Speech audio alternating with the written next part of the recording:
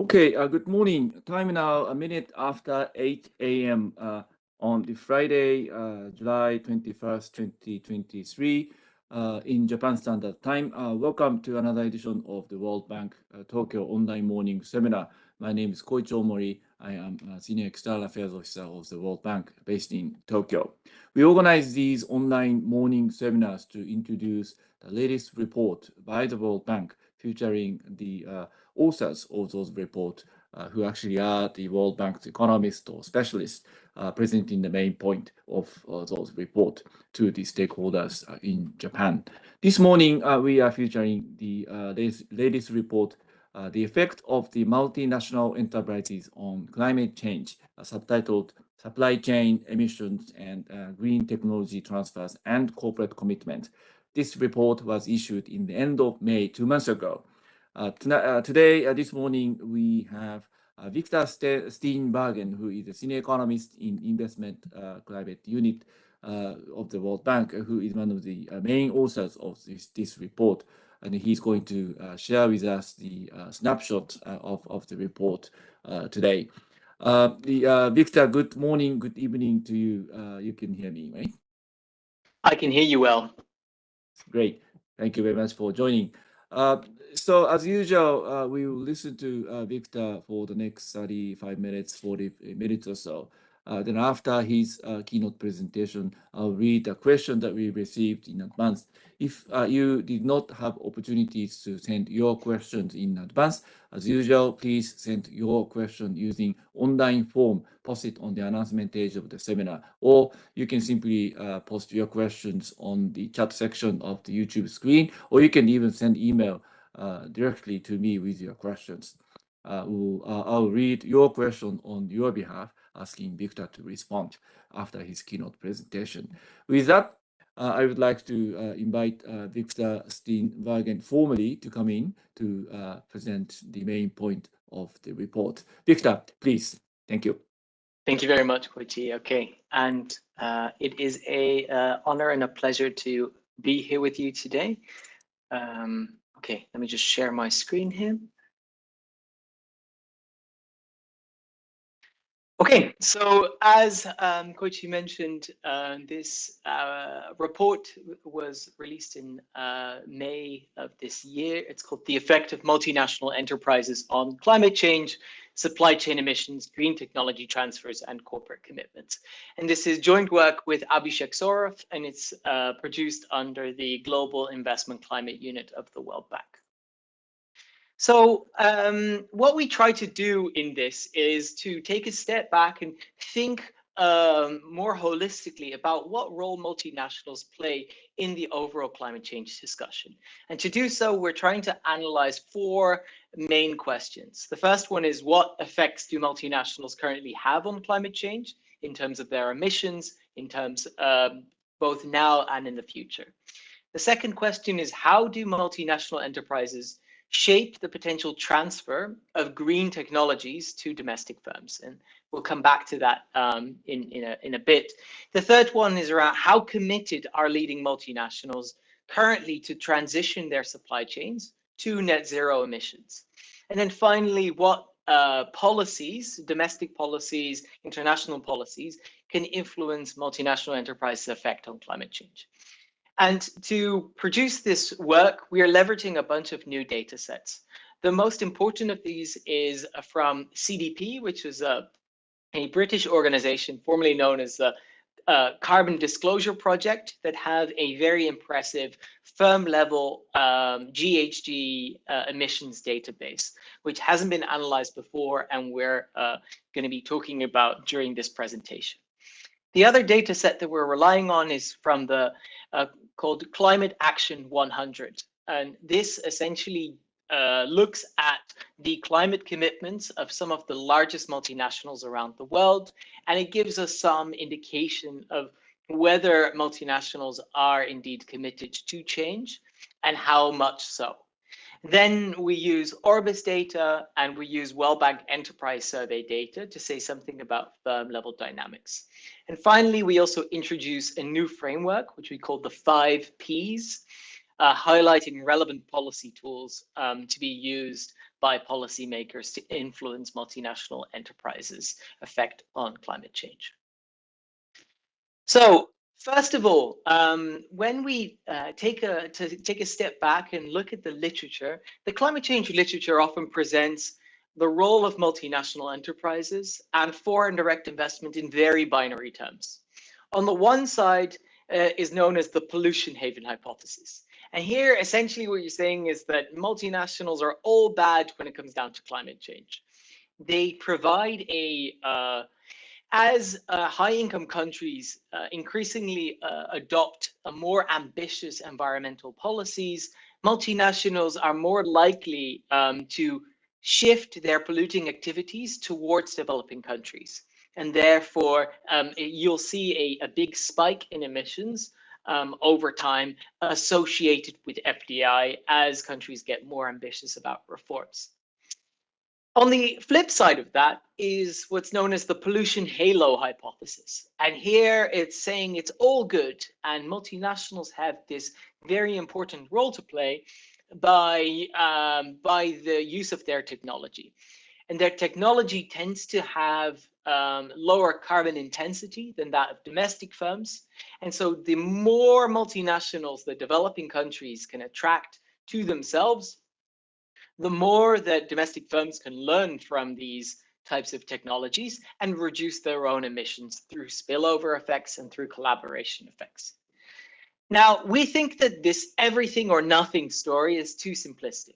And instead, what we're proposing is that we think that MNEs can bring challenges and opportunities for climate change via 3 different channels, and it's useful to decompose them as such. The first one is the scale effect.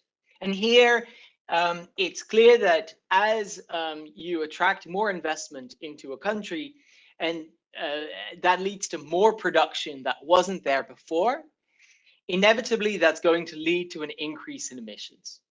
So that scale effect is a positive emissions effect. Now, alongside that is a technology effect, which is, again, focusing that, as we mentioned before, that there's a change in production methods associated with an inflow of foreign investment and the presence of multinational enterprises. And that in itself can reduce carbon intensity of production. And I say here carbon intensity rather than emissions itself, because it also matters how much they produce to see what the overall effect is. And then the third part is the composition effect. And we know that as multinational enterprises enter into developing countries, they change the makeup of industrial structures. So what effect that has on emissions is ambiguous.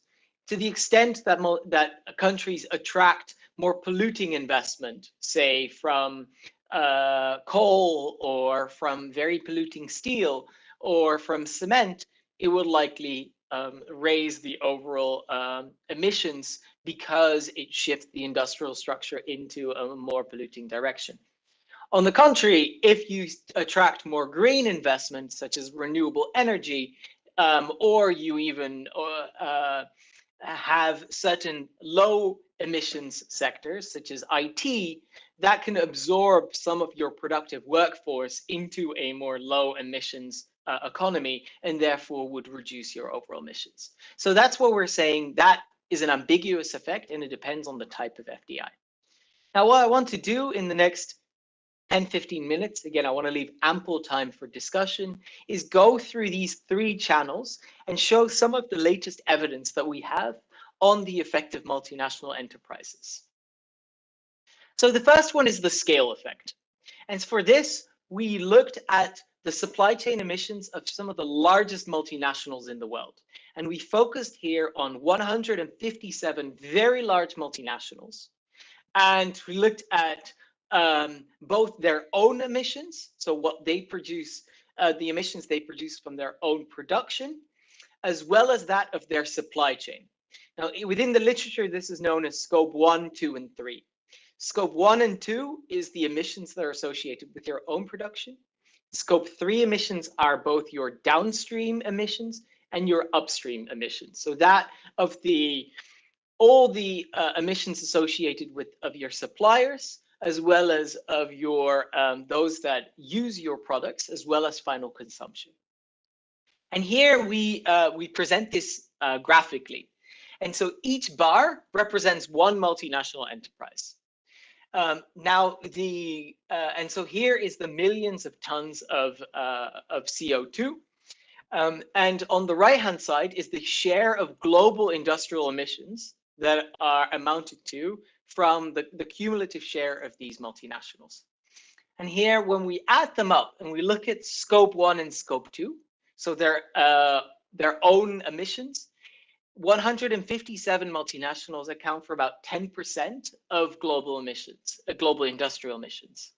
However, when we account also for their supply chain emissions, all of a sudden, these 157 companies account for over 60% of global emissions.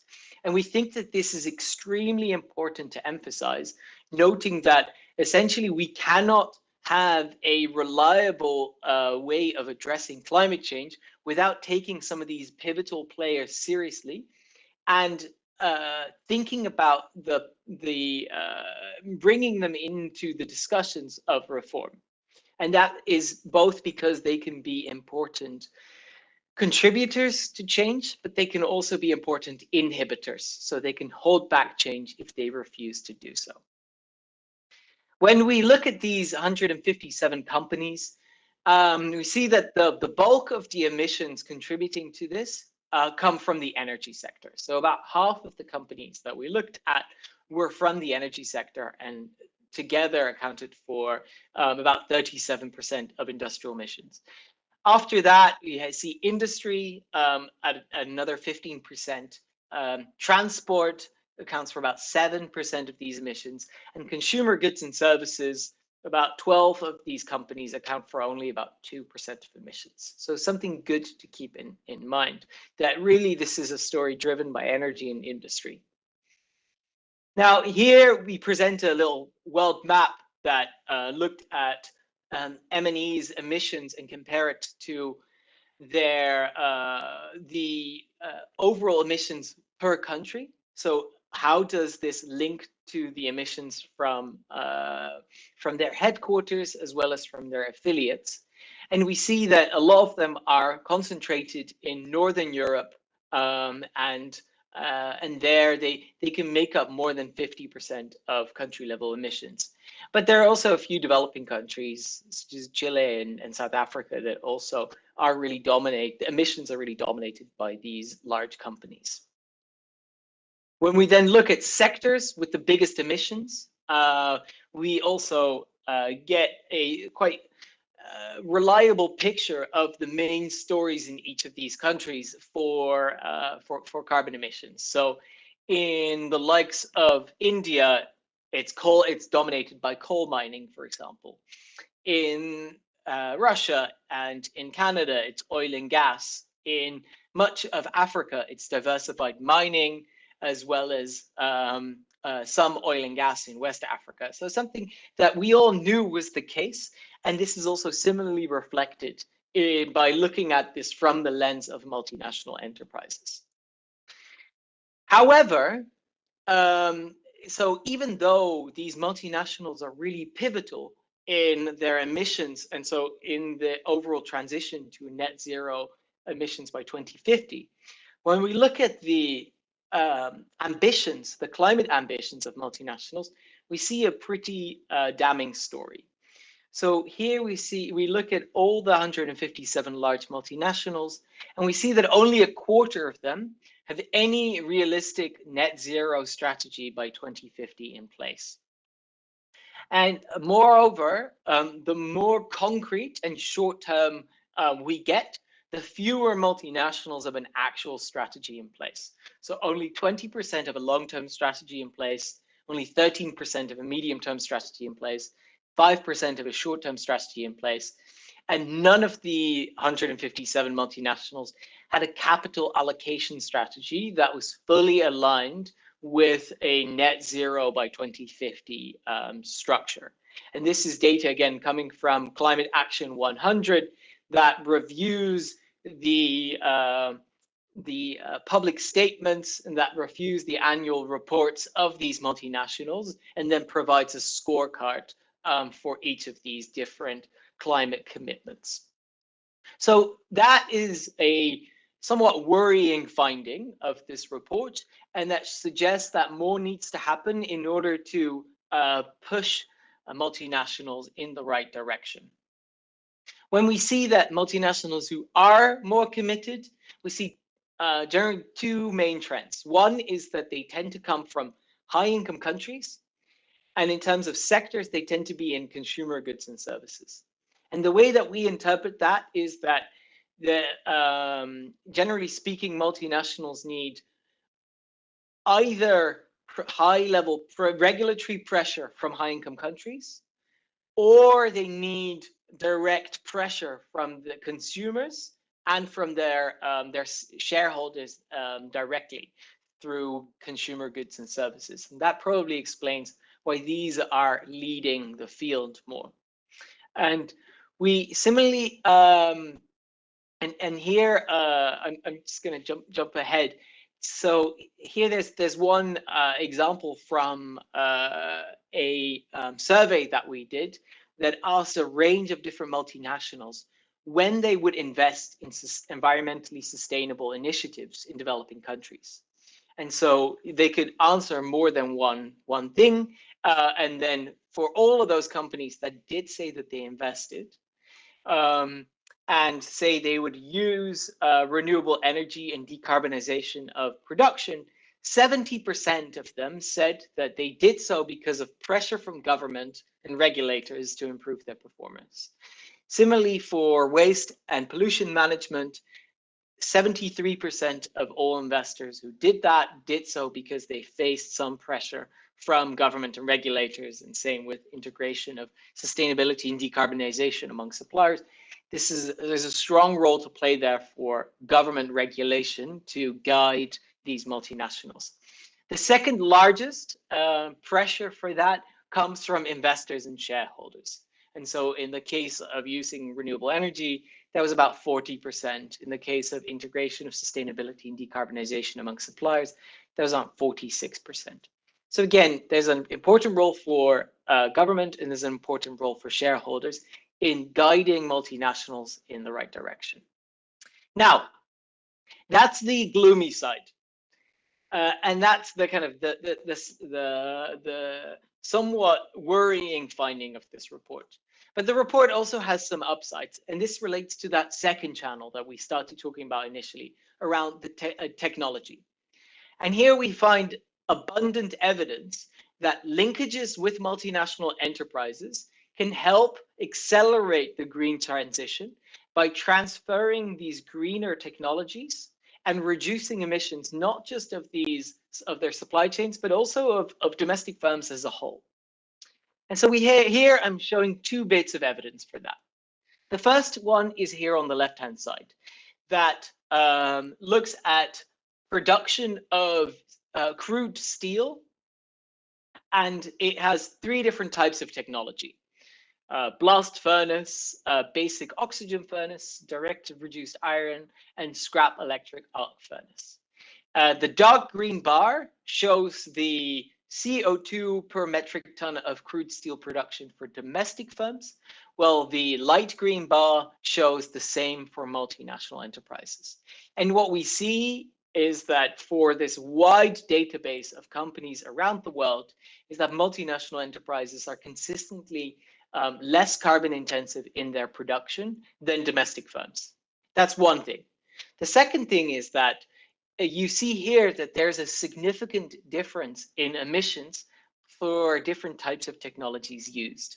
So, for example, this blast furnace technology for crude steel production is much more carbon intensive than some of these electric arc furnace technologies. We also see that multinationals are much more likely to use these low carbon technologies. So it's very important for two different sides, both in the use of technology and even within the same use of technology, having a lower carbon intensity. Alongside that, there's also strong benefits from having linkages with multinationals for domestic firms. And so here we make use of data from the World Bank Enterprise Survey in 2019 and 2020. This is for the Middle East and Europe. And we looked at 3 types of linkages with multinationals: foreign licensing, international supply linkages, and joint ventures.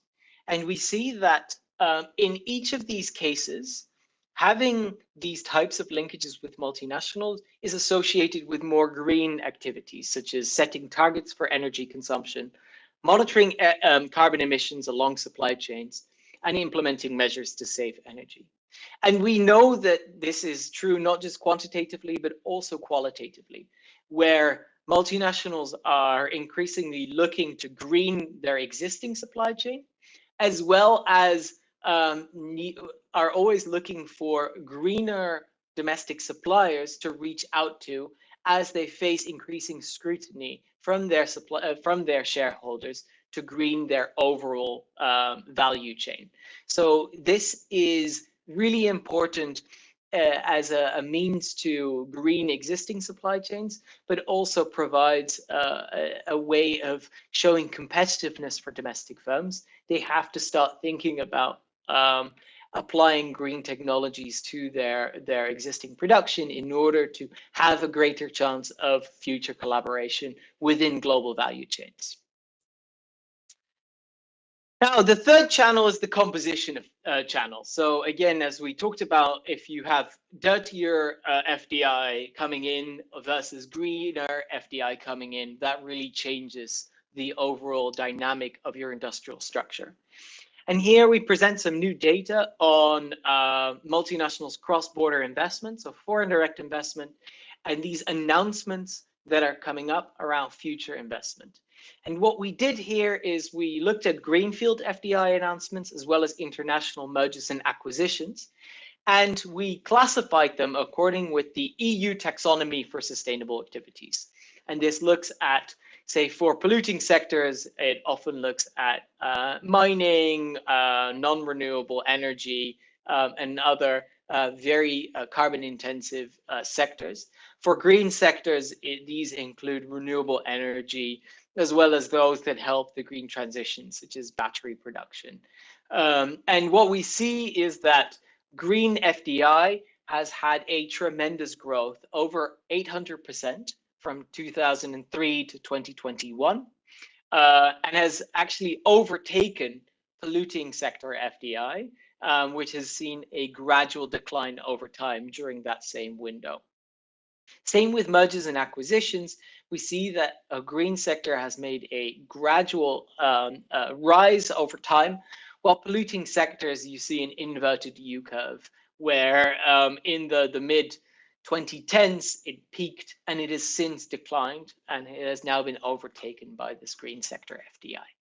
So again, that suggests that there is a lot of that overall FDI is getting greener, and that for developing countries, they should think about this as partly as a way to make sure that whatever FDI they attract, they can explicitly consider the emissions associated with them. But it also means that if you are an investment promotion agency and your aim is to attract as much FDI as possible, there is more of a business case to be made to look at green FDI now than there ever was in the past. Okay, so in sum, we see that the emissions embodied in the supply chains of multinationals can be broken down by scale, technology, and composition effects.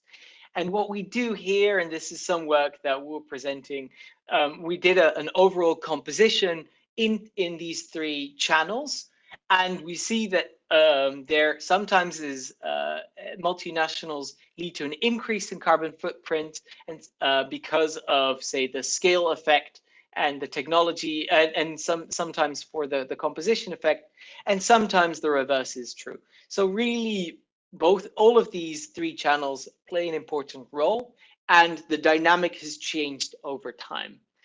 Overall, we're seeing that multinational enterprises are getting less. Their contribution to emissions are shrinking a little bit, but that's looking at new investments. Over time, we still have the main concern that there's this big stock of emissions associated with a small number of very high emissions intensity firms that are still there and that do have a problem with their carbon emissions.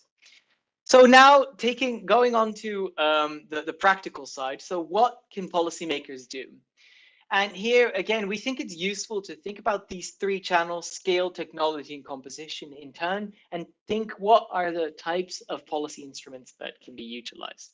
And for this, we mentioned the 5P framework. And so the first one is around patrolling, which is around monitoring GHG emissions, which there's far too little of. And there's too much focus on voluntary disclosure of emissions from companies.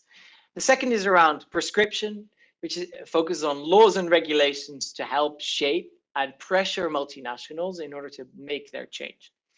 The third and the fourth are around price signals. Penalties through, say, taxes and charges can reduce some of the harmful activities, while payments, such as tax incentives and fiscal support, can support some of the more positive dynamics of green technology transfers. And then finally, there's persuasion, which is around corporate commitments and information use in order to, again, accelerate this transition. So here we have a little table that breaks it down for, each of these different channels. So for patrolling, it applies for the scale, technology, and composition channels. You really want to think about monitoring your firm level GHG emissions. You want to consider voluntary reporting standards, but ideally shift towards environmental disclosure laws. When it comes down to prescription, you can think about environmental standards, streamlining regulation for technology licensing, joint ventures, and local sourcing in order to accelerate these green technology transfers.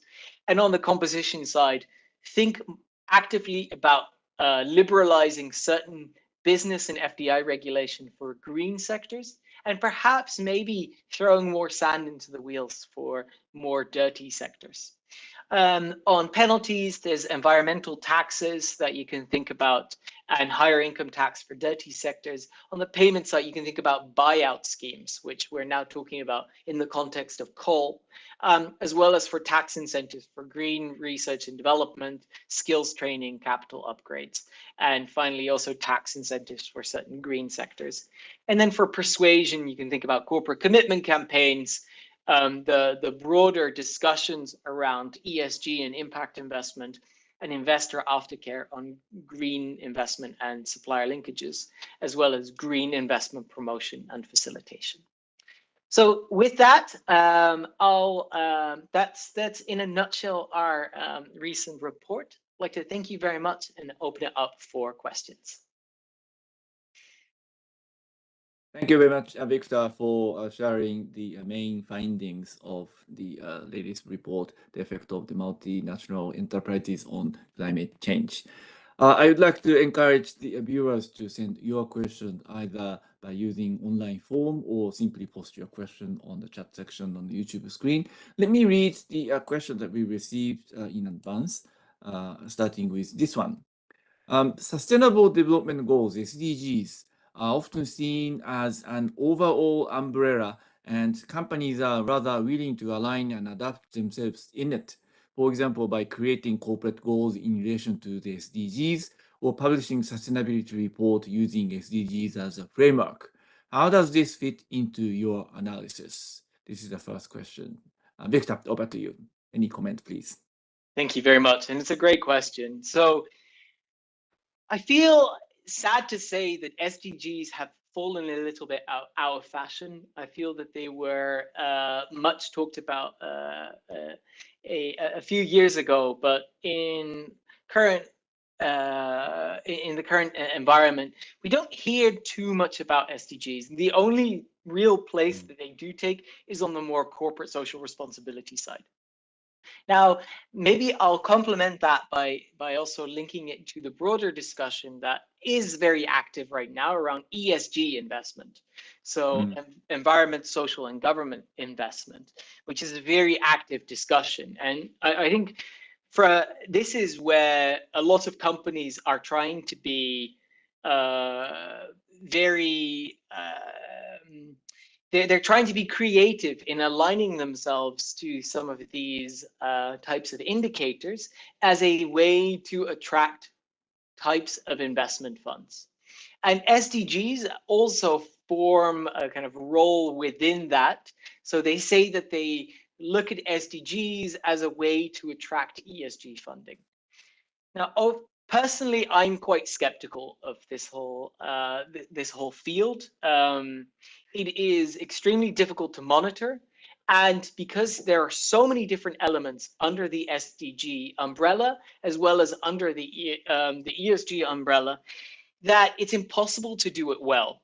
And there was a very interesting article in The Economist about a year ago that talked about the failures of ESG and essentially advocated to, I think one of the key points from that is that you can be ESG compliant by just showing what type of risk your company faces for environment or for governance or on the social side. But there's no requirement for you to make any notable improvements on your environmental performance or on your social standards. So what I think we need to probably move in a direction where we're much more narrow in the focus.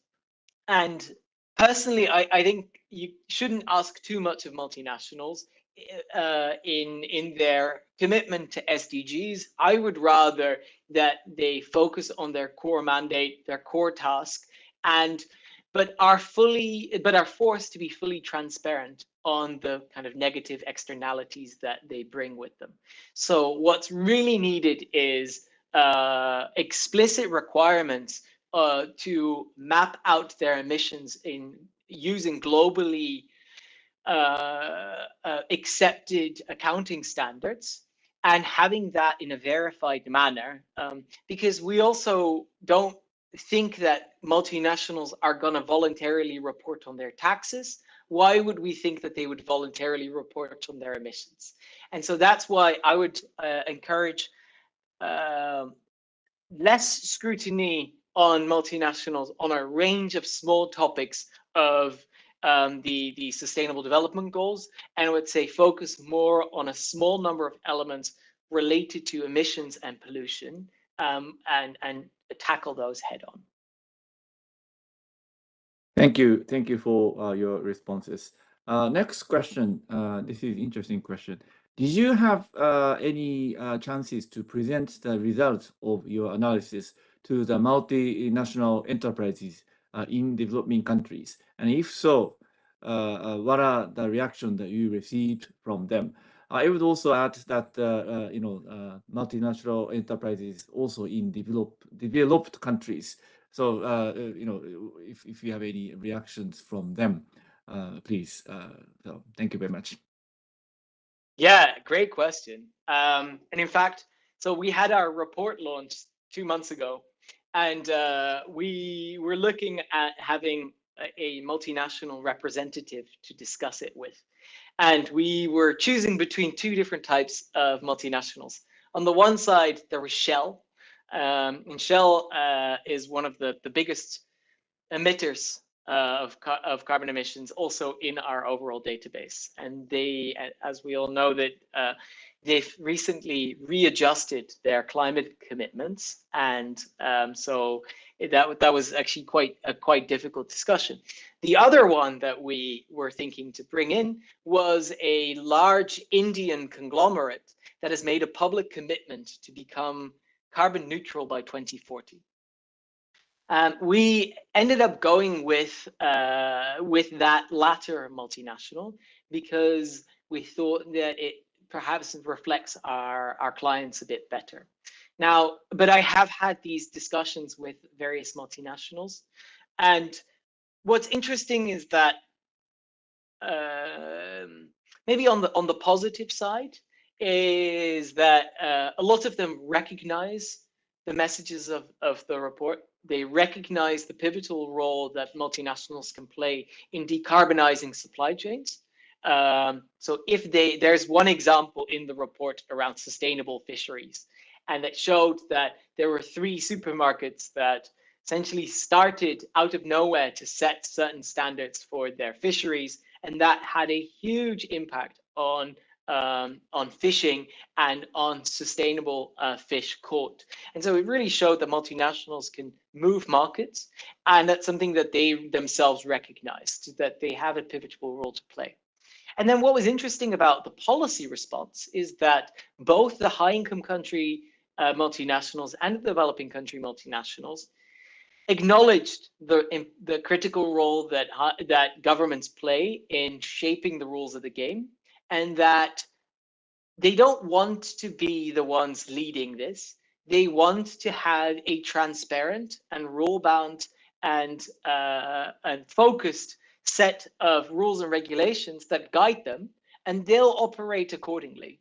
And so they actually thought that the 5P framework was a nice way of summarizing these various constraints and opportunities that they face. And they, I think from both the Shell side and from this Indian conglomerate side, they kind of reached out and said, we need a much more active government, but we need to know now where they're going to be in 10 years' time, so that we can plan accordingly. So there's a lot of agreement there.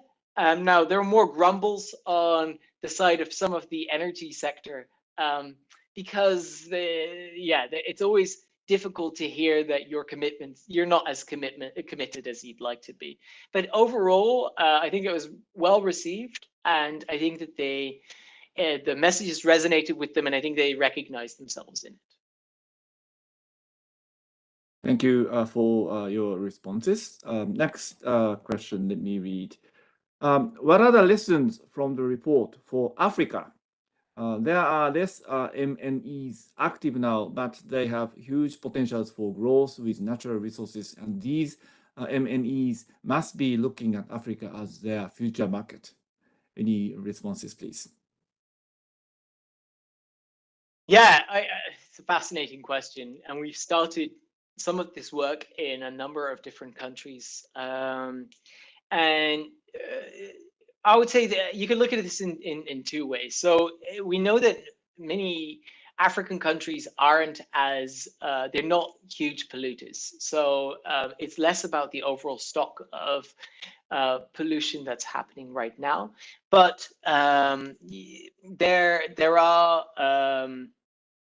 important lessons that African policymakers need to heed now in order to remain competitive going forward. So the first one is that there are new opportunities that come from this energy transition in terms of attracting green investment. And so in order to position yourself well, sometimes having good environmental regulation can actually help to attract the new generation of multinationals. It's also important to have a certain stable investment climate in order to attract renewable investment, and we're doing a lot of work on that. A lot of that is private sector led, and there's more work there. Alongside that, there are also big issues around the competitiveness of the private sector related to environmental regulation.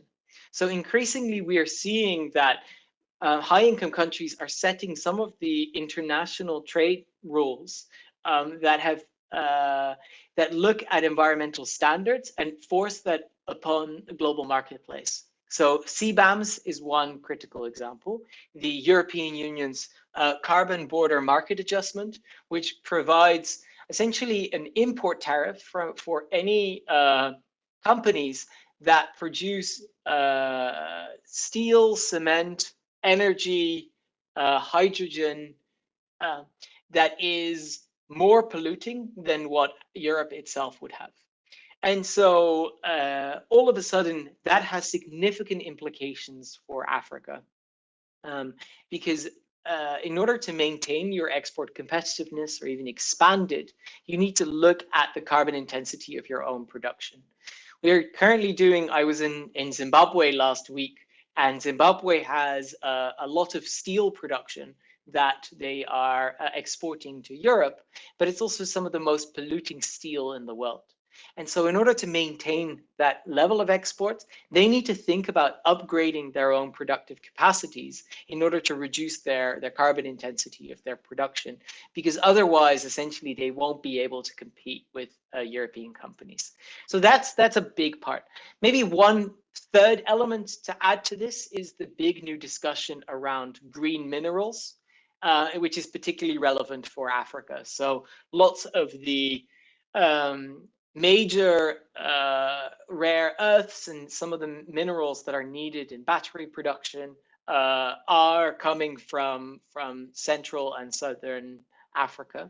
And it's very important that they think now how they can best utilize these resources and set up a system to think about value addition that provides medium-term growth without being overly heavy-handed, so without scaring off investors. So in the case again of Zimbabwe, where it was last week, they now have an export ban on their lithium, and that's been very difficult to grow their sector optimally. But if you can learn from other natural resource, other countries that have really used natural resources to grow, such as Chile in their copper production, you can learn some valuable lessons around slowly, incrementally creeping up the value chain and helping to increase your domestic value addition from these raw earths and these metals, and doing so in a way that also it doesn't hurt your overall macroeconomy. So rather than it leading to booms and busts in line with commodity price changes, you want to think about kind of sovereign wealth funds and using these resources well and investing them in your future generation. So this is, again, a really big agenda for Africa.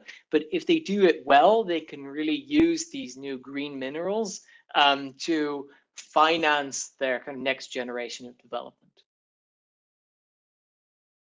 Thank you very much for your responses. Actually, these three questions are the questions from Sasaki-san. Thank you for your sending a question always. Next one, the question posted by Mariko-san on the YouTube the chat section. Thank you for your questions. Let me read.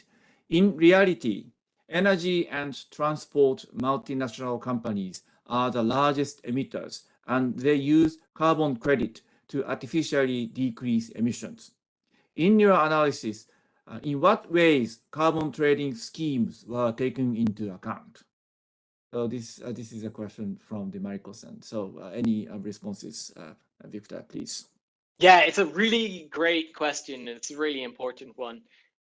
There was actually a great Financial Times article about exactly this.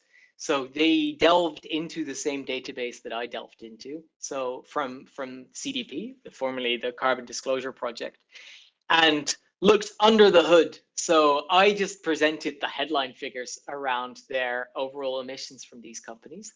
But they also showed that many of these energy and transport companies are able to artificially reduce their emissions by having certain by investing in certain offset schemes that look very good on paper, but in practice do little to nothing on actual emissions reduction. So this, if anything, makes it an even more worrying picture than what I presented today, because it suggests that the real numbers could be even larger. And what it also shows is that while there is a global standard for carbon emission reporting, and we rely on, it's called the TCFD, the Task Force for Climate-Related Financial Disclosures, this is still in some ways in its infancy. And to this day, that not enough effort is going in order to to critically examine where some of these offset schemes lie in the same way that we do in tax reporting. So I have a background in tax work as well. And so we know, say, that there are big concerns around transfer pricing when multinationals use their artificial losses in order to reduce their overall tax payments. And we've gotten very good over time at identifying what are some of the risks of that and how we can spot that type of erroneous behavior. We're nowhere near doing that now for multinationals on carbon accounting. And so what is needed is a much more serious look at these types of accounting standards and more international data sharing between tax authorities and climate change agencies to really scrutinize that so that we get the actual number around their own emissions as their supply chain. So I think it's a really critical issue, and so it's more of a call to action. I fully agree with you, and it's an important next step that we need to look into. Thank you very much. And also, Mariko-san, you raised the question on the PowerPoint. Yes, it will be posted shortly this morning on the website. Okay, next one, the question, comment and question actually from the Professor Yoshino of Keio University. Yoshino-sensei, thank you for sending your question and comment. Let me read.